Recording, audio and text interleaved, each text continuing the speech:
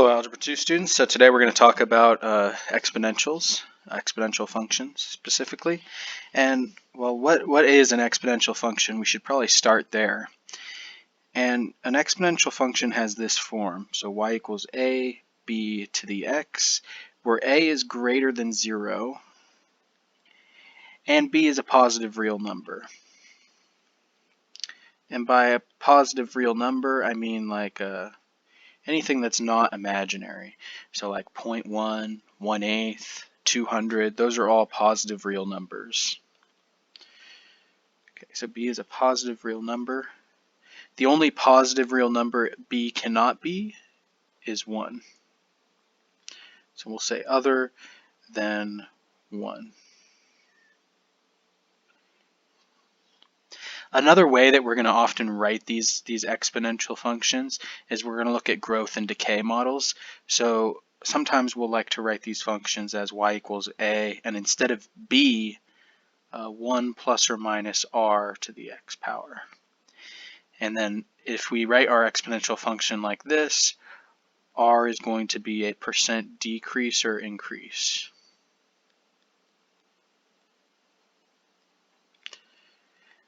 So the types of questions we can answer with these exponential functions are questions like population growth questions, what the rate of population growth is. We can use it to predict population growth over a certain number of years.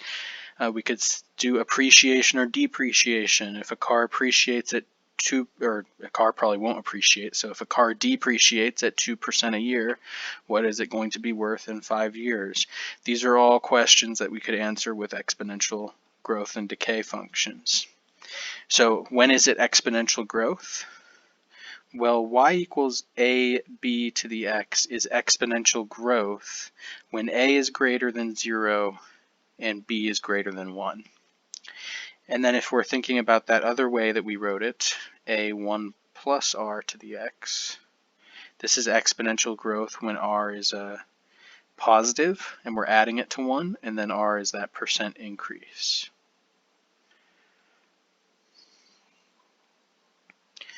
The growth factor is b, so in y equals ab to the x, b is the growth factor. And in y equals a 1 plus r to the x, this whole piece 1 plus r is the growth factor. And I'll show you an example here really quick. So if we had the function y equals 2 times 4 to the x, 4 here, this is the growth factor. Another way we could write that is 2 times 1 plus 3 to the x. And again, 4 is the growth factor, but 3, this is the % increase. And since it's 3 and not like 0.03, we don't say 3%. 3 would be 300%. All right, an asymptote, we'll see this shortly, but we'll define it here. This is a line a graph approaches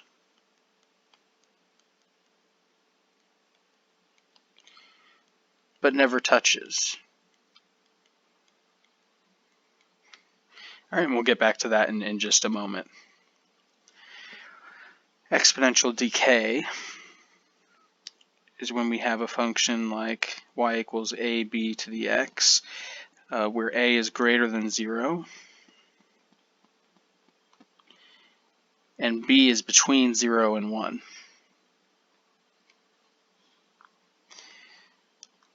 Or if we're writing it using our other way of writing it, so it would be a 1 minus r to the x, where r is your % decrease.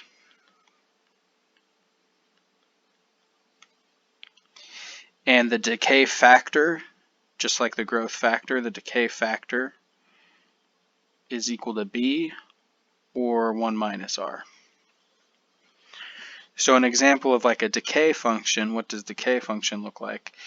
We could have something like y equals, let's say 7 1/2 to the x. And here this 1/2, that's the decay factor. And this is equal to 7, 1 minus 1/2 to the x. And this 1/2, that is the percent decrease. So it's decreasing at 50%. All right, so that's like a lot of definitions. Now let's start to look at the graphs and how we apply these definitions. So first off, the function f of x equals b to the power of x. When b is greater than 1, this is the parent function for all exponential growth functions. And this graph here shows the general shape of all exponential growth functions. It starts really close to the x-axis on the left, and it rises as it goes to the right. And there's two important points that this function will always go through. It always goes through 0, 1. And the reason why it always goes through 0, 1 is if you plug in 0 for x, we get 1 is equal to b to the 0.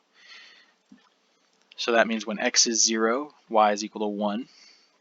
And it also always goes through 1b, and that's because if we plug in 1 for x, we get y is equal to b. So it always goes through 0, 1 and 1b. And that's going to be helpful for when we have to graph these exponential functions. And an asymptote, like I said, this is a line that the graph will approach but never touch. Now it looks like maybe the graph touches the x-axis like over here, but it actually never touches the x-axis. You could imagine zooming in right there, and you'd see that the function is still above the x-axis. And no matter where you go to the left, that function is always above the x-axis. That means that the x-axis is an asymptote for the graph, because the graph is going to constantly be approaching it on the left, but it will never actually touch the axis. One really nice thing about these exponential functions is that the domain is always all real numbers. So you can plug in whatever you want for x and you will get an output. So the domain is all real numbers for exponential functions. And the range here you can check from the graph. The range is like how far up and down does this graph go? Well, it gets close to 0 but never touches 0, and it goes up for forever. So the way we could write that domain is, or that range rather, is that y is greater than 0, or the y values go from 0 to infinity if you wanted to use a interval notation like that. And turns out that decay functions are very similar, but this is when you have a function b to the x when b is between 0 and 1. And that's the parent function for all exponential decay functions. And this graph shows the general shape of an exponential decay function. And it still goes through 0, 1, and 1b, just like the exponential growth function. Except instead of rising to the right, this graph is falling to the right. It's also approaching the x-axis on the right. It never touches the x-axis, but it is approaching it. So just like the exponential growth function, this exponential decay function has the x-axis as an asymptote of the graph. And just like the growth function, the domain is all real numbers, and the range is that y is greater than 0. All right, let's look at a couple examples.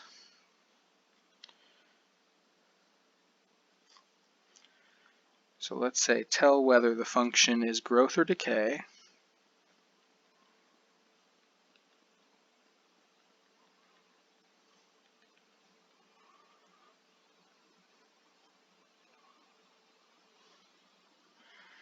And find the growth or decay factor. So first find if it's growth or decay, then find the growth or decay factor.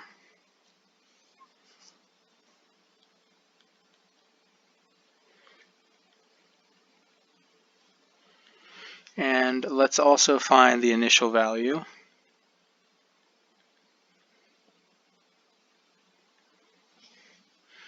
And find the percent increase or decrease.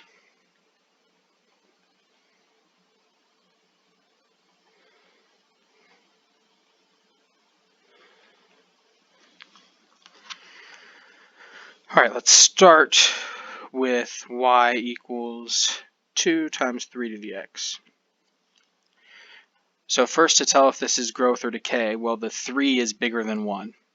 So that number being raised to a power is bigger than 1, so this is growth. And the growth factor is equal to 3. Now the initial value is kind of also known as the A value. So the initial value is equal to A, and the A value in this equation is 2. So it's the number that's not being raised to an exponent there. So that's the initial value.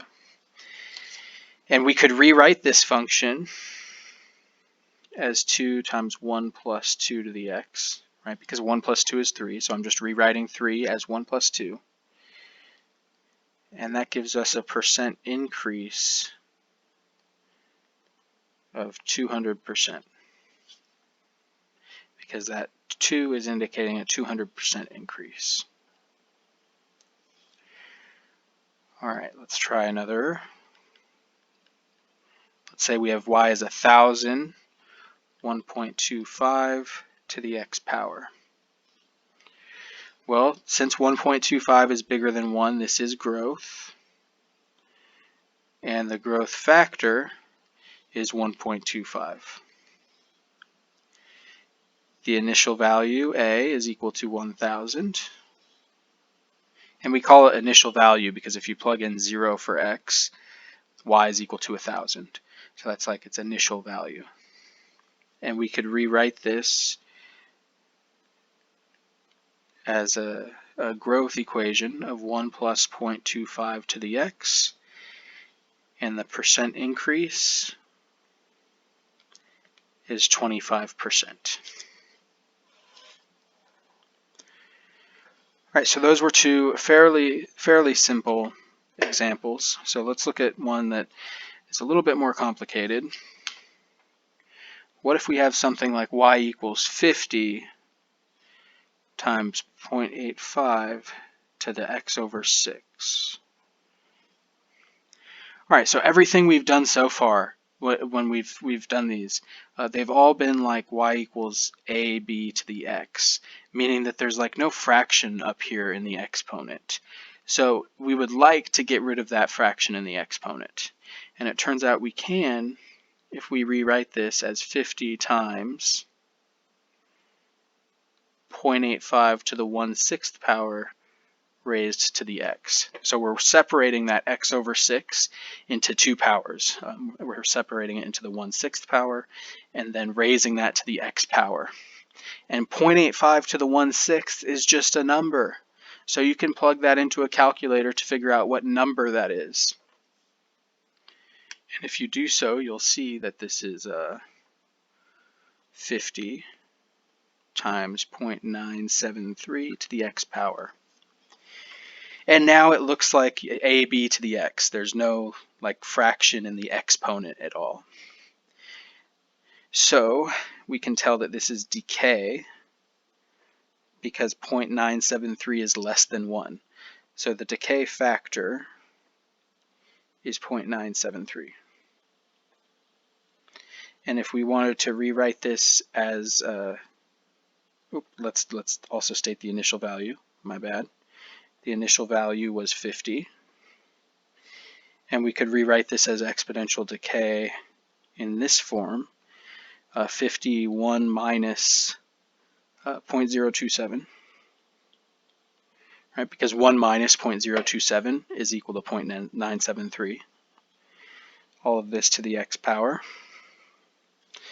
And this tells us that our percent decrease is 2.7%. Right, so that's how you can kind of identify all the pieces of these exponential functions just by looking at the equations. All right, now why is this type of stuff important? Well, compound interest is one of the reasons why exponential growth is so important. In fact, Einstein called this the eighth wonder of the world. He thought it was so important.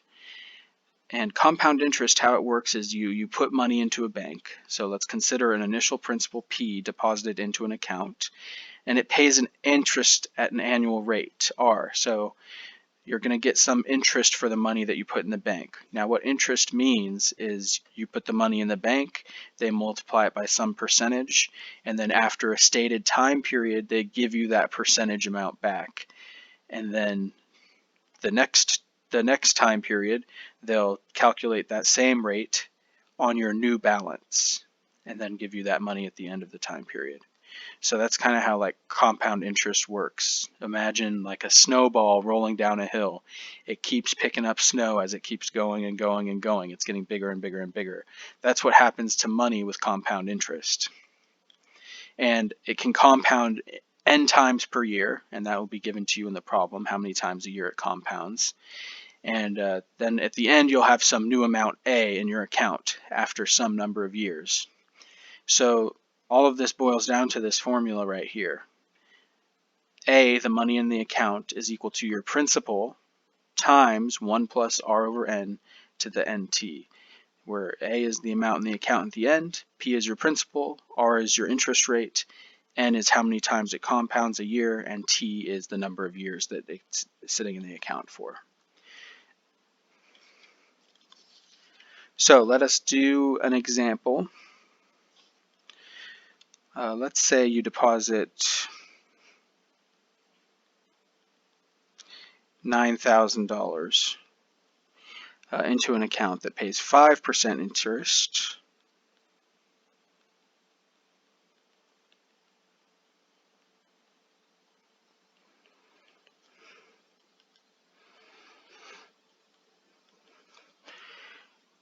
Compounded quarterly.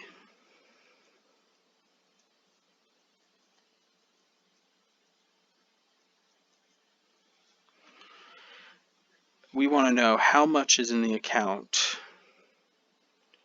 after 49 years.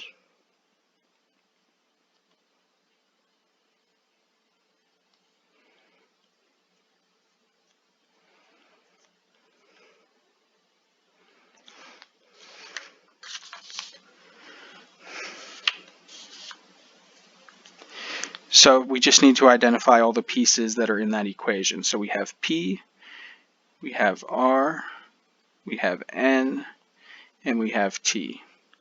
So the principal amount that you're putting in is $9,000. The interest rate is 5% or 0.05. The number of times it compounds a year would be 4 because it compounds quarterly. And the number of years that it's going to sit in this account for is 49 years. Now I know 49 seems like a really, really long time to you guys, but I picked that number for a reason. So Social Security will allow you to retire and collect at 67 with maximum benefits. And that's current. That might change over the next 40 years. But 67 years old is 49 years away from when you're 18. So if you had like $9,000, I know that's kind of crazy to think that you would, but we could see what it would be worth if you just left it into an account like this until you reached retirement. And we'll do that by just plugging it into our compound interest formula. So we're just replacing P, R, N, and T with the values we found to the left.